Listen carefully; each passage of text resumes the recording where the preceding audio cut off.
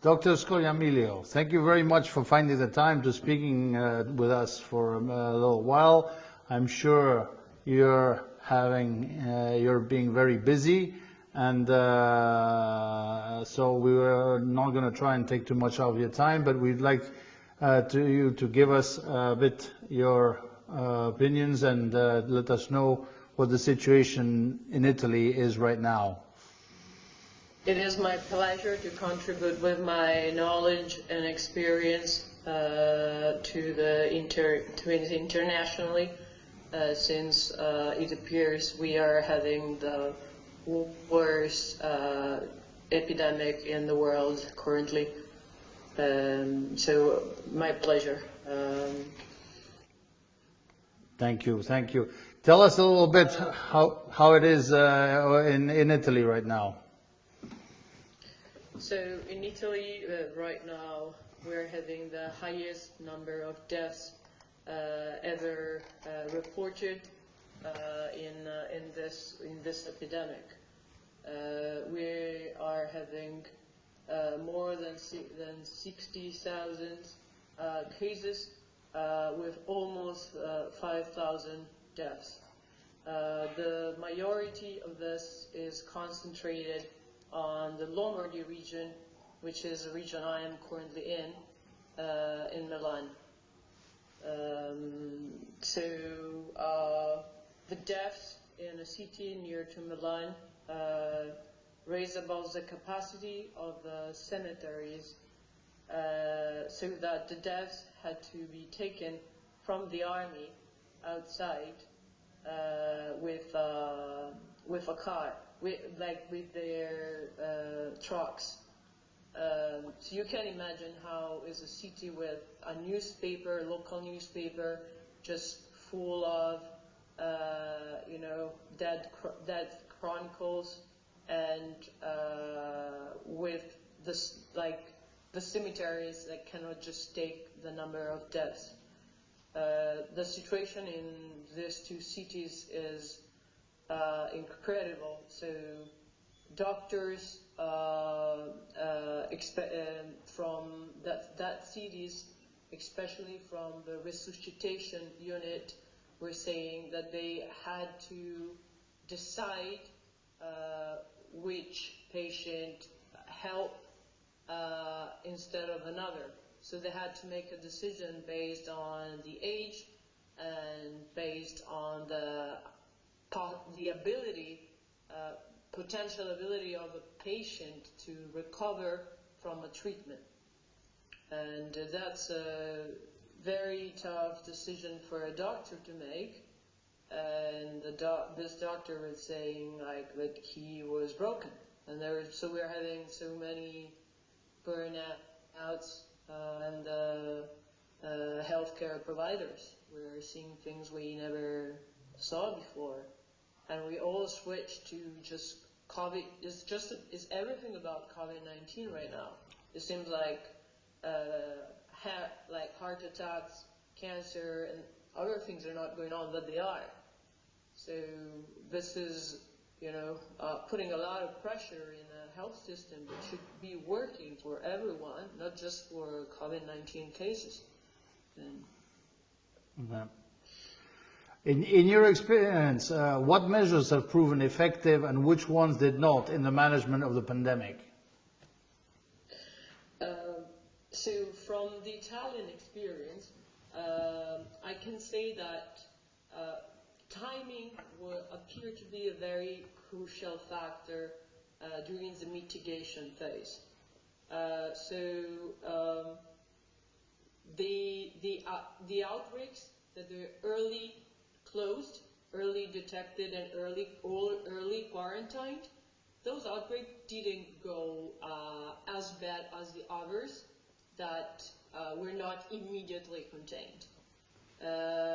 So we're seeing that when for example, south of Italy got quarantined and is not having the same number of cases we are having. Because when they got quarantined, they did not have the same scenario we were having in the north. Other things were like So we very early closed flights from China, and that of course didn't work because we couldn't control who were coming from China. So Europe is a Schengen area, so you can fly to France and fly to Italy. So if I lose track of who is coming from China, I don't have the possibility of putting him in quarantine, for example. So, but he will still be able to reach Italy. So that measure seems to be like a populistic kind of policy that, okay, the people will think, oh, that's a great measure, like forbidding people from China, but that's not reality, and that was a very counterproductive measure. Also, another measure was not very useful is this health checkpoints in the airports. We massively did that. The thermal scan, trying temperature of people coming to airports. Not a very effective measure. It's not very sensitive in detecting the cases.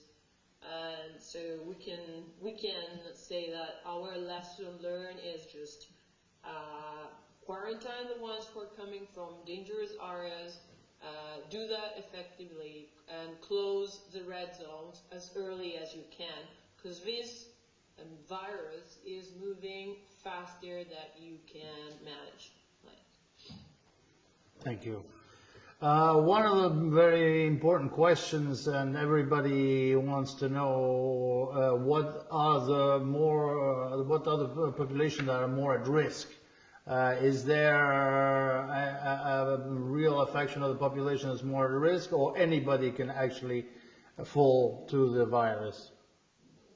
So everyone is potentially susceptible to the virus, but the virus is not having the same effects in different age classes, for example. So, like a teenager can have COVID-19 disease and maybe don't even feel ill, while the lethality rate for the people over 65 is incredibly high. So we can see from our data that it's the mortality after 75 is above at 20%. That's incredible. While the mortality below 50 is less than 1%.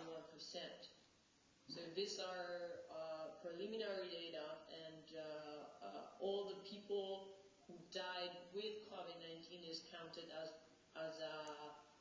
COVID-19 deaths. Well, this could maybe not be the case, but it's still saying something, that this virus is incredibly dangerous for the elderly. For the elderly and the people that are more at risk with some severe chronic diseases as well, it's very at risk. But anyway, anybody can actually... Yeah, that's correct. Exactly. But it is something that we can all get anyway, whether we're healthy, fit, older or young, but it is dangerous, much more dangerous to the elderly and the people at risk. Yes, that's correct. Yes. Yeah. And also, about female and male ratio, was so in Italy, the males represented 58% of the cases, and the female 42%. While in health workers, this data changes significantly, since the median age of contracting the virus is much lower, and the proportion of males and females is reversed. So yeah, we can observe that. So that could say that it is not that males are more at risk than females. It's just that maybe males have been more exposed in the general population. Thank you. Well, we've seen how different countries have reacted. The different countries have had different ways of coming about managing this pandemic. Under your opinion, what do you think is the worst case scenario? Well, the worst case scenario is not managing to contain the outbreaks and to delay the spread of the virus. So the worst case scenario is having all the cases all at the same time, overwhelm the health system, and not being able to provide quality health care for those who need it. Thank you. And what do you know of the development of any vaccines or any treatments or any?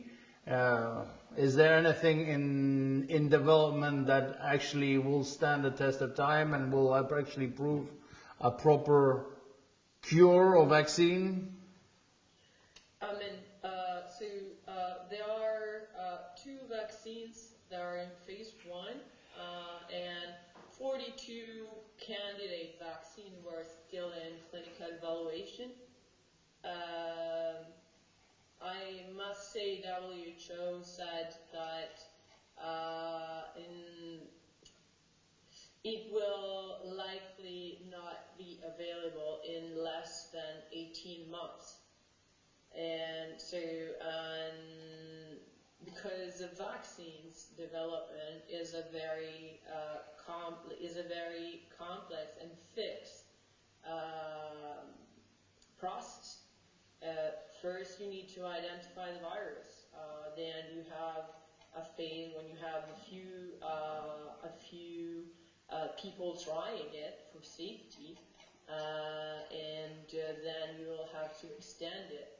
But you have to be sure not only that the vaccine is effective, but that the vaccine is not dangerous, has not collateral effect. For that, you will need large numbers, and you will need some time, like after the vaccination, to see effectiveness.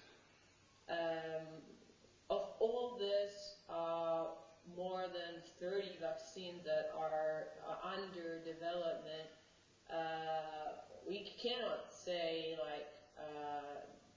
that for sure one of these will be successful, since from phase 1 to phase 3, only 11% of the vaccines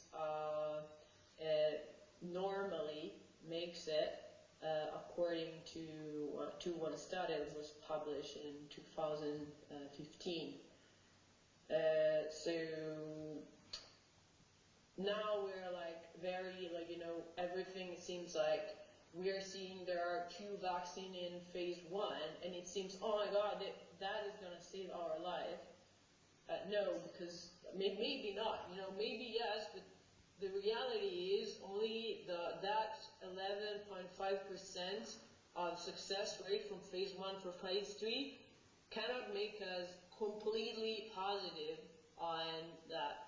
So this is, I cannot stress this enough, why it is so important to just take the old good measures of quarantine, hygiene, social distancing, because that is our best way, our best weapon against this virus. Best line of defense that we should uphold. Definitely. And well, clearly this has taken us a little bit by surprise. We clearly weren't ready. What do you think the future holds? Do you think these kinds of pandemics or viruses are something that we will have in the future, or are we learning and will we be ready for the next COVID?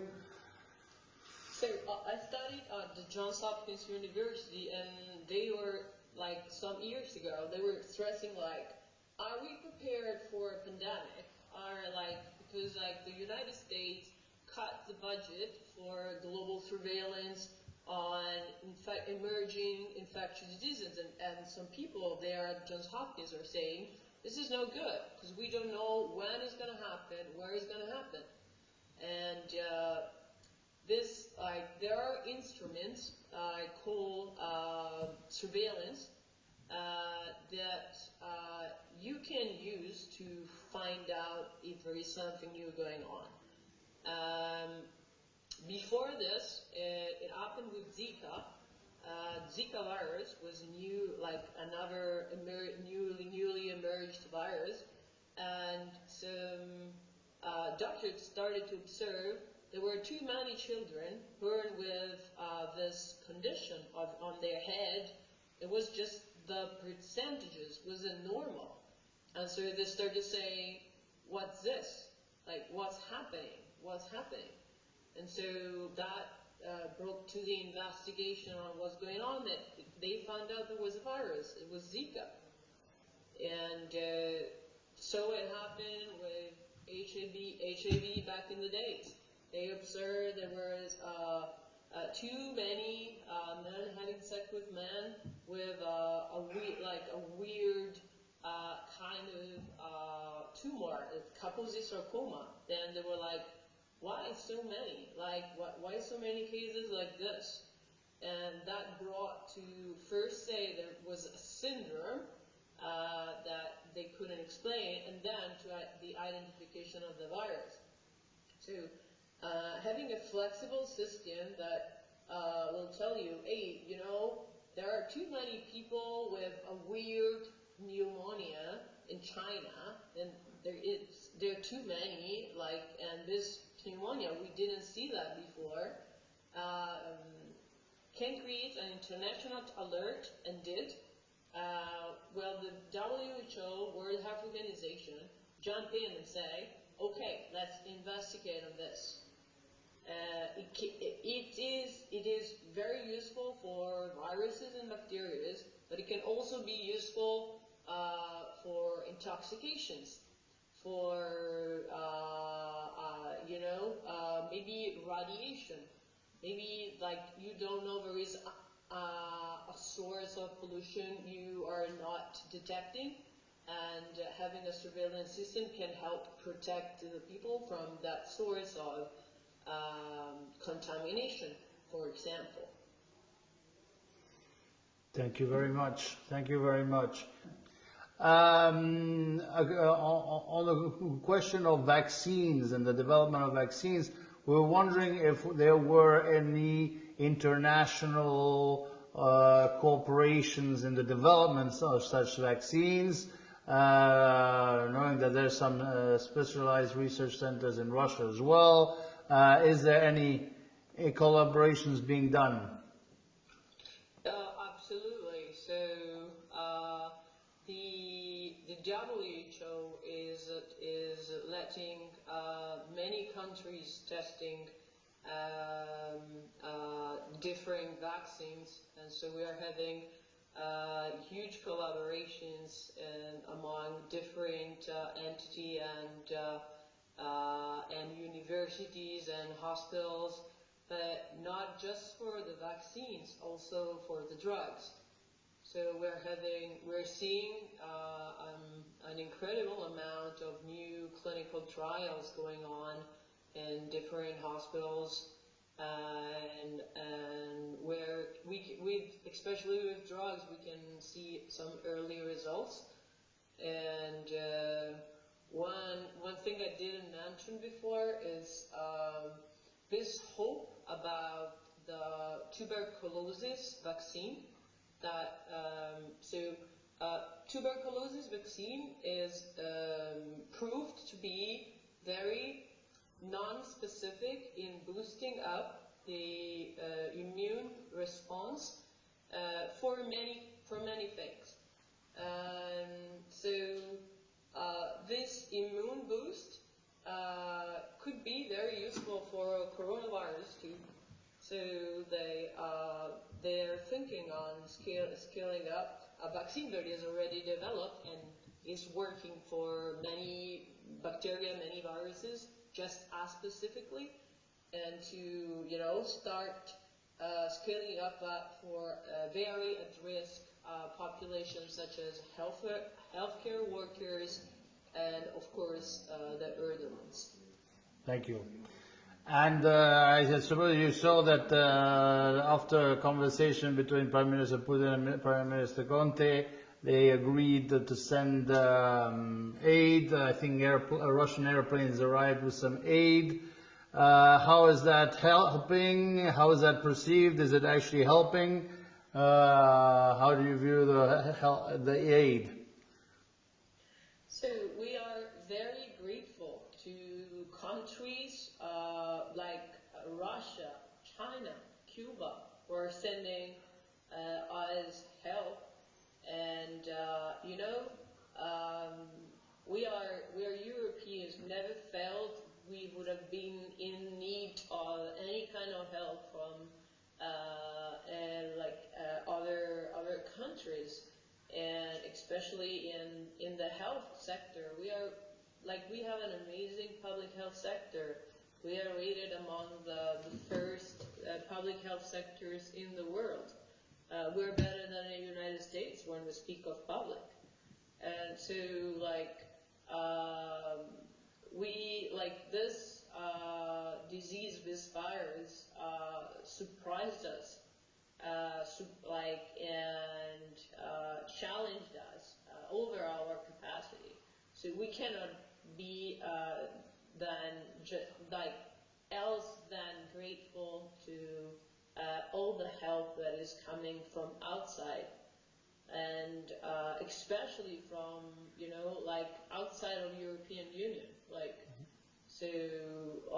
We receiving help from China, I think is especially incredible, because at the beginning all the talks here were like, oh, ban China, close China, you know, Chinese, they're they don't go to Chinese restaurants because they're infected. Well, now a lot of doctors from China are coming here to help us, and I am grateful, and I'm grateful from the international lessons my people is also getting from foreign aid. Good. Thank you. Well, I think we're almost about wrapped up. Is there any message, any specific point that you want to pass across that we can air? Advice? Wash your hands. Monitor, of course, okay, keep the social distancing, wash your hands, check your temperature, take care of the elderly, isolate the elderly. I know it sounds very bad not to visit grandma, but right now, especially in Russia, as in Italy, we love our grandmas, but right now, it's just a bad moment. Just teach your grandma how to use a smartphone and video call her. And find other ways of communicating, such as now we're having this interview. This is a new way of having an in-person interview, and it is working for us. It can work for you. Exactly, absolutely. Thank you very much again for your time. We wish you all the best. We keep you in our prayers, and really hope to see you soon after the pandemic, together, face to face from cafe. Thank you so much. Grazie mille.